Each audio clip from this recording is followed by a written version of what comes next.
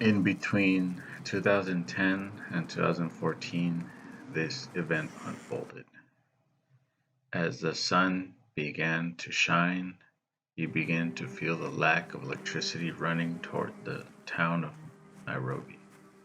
The power's out, and to the majority of us, that would be a devastating event that would inhibit the use of our cell phones, rig our computers, and blacken our monitors.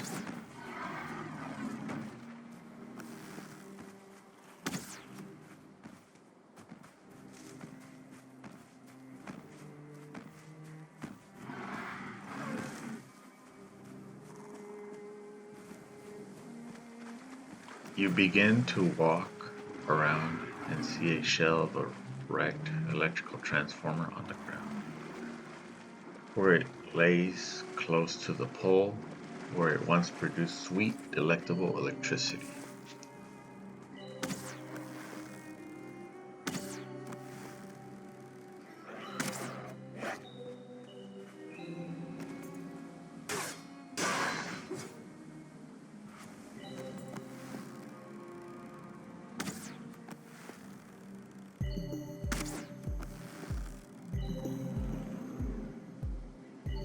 The fiend that caused your lack of access to your electrical devices is selling toxic oil that came from the electric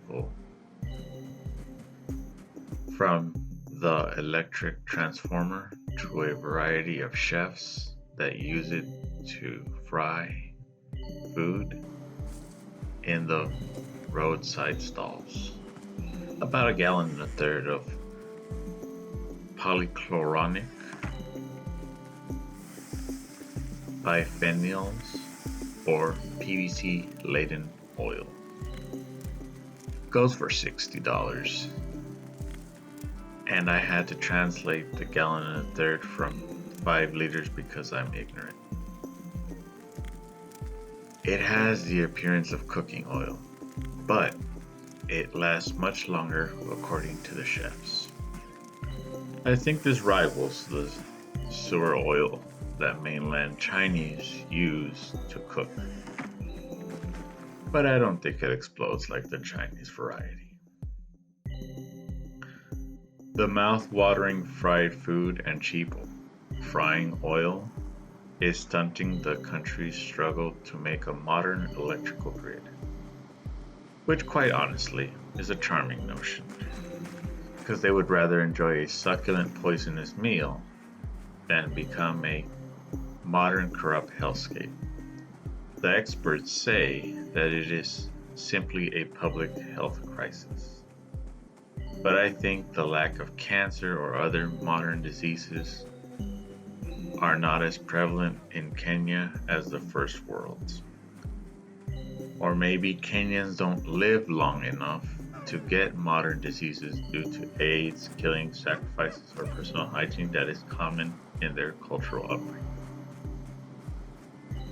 Other utility companies are reporting parallel behaviors from vandals across East Africa and all the way from South Africa and Nigeria.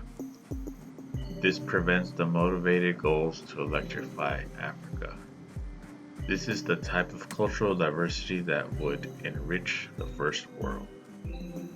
It would motivate people of all backgrounds to go back to a simpler time. No electricity or technology. The old world values need to thrive in the urban hellscape that permeates the first world. Only people with diversity driven ideas like these can enrich our world. So I looked online to try to see how much the US was sending to Kenya recently, and I guess I found an article saying that US contributions to Kenya estimated at over 3 billion annually, according to new aid data research. And I'm be quoting them here so far. They are from a research lab at William and Mary College, which I will talk about in a few minutes. After surviving a severe 2011-2012 East African drought, Kenya's agricultural productivity has soared from less than 4 billion in 2008 to around 20 billion in 2018. At around the same time, the US stopped paying for emergency food aid and instead focused on mitigating climate risk. I have no idea what that meant, so I had to look it up online because I'm a retard. And the goal of mitigating is to avoid significant human interference with the climate system and stabilize greenhouse gas levels in a time frame sufficient to allow ecosystems to adapt naturally to climate change, ensure food production is not threatened, and to enable economic development to proceed in a sustainable manner. I don't know what kind of money would be. Anyways, that's not the point. Increasing yields and boosting market access. Kenya became one of East Africa's largest business, financial, and transportation hub, with 80% of East Africa's trading flowing through the Mombasa port, according to the U.S. Department of State.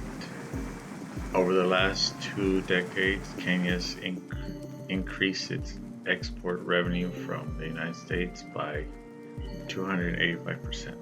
During that same period of time, the U.S. passed the African Growth and Opportunity Act and is now the largest overseas market for Kenyan textiles and the third largest importer of Kenyan exports across the board.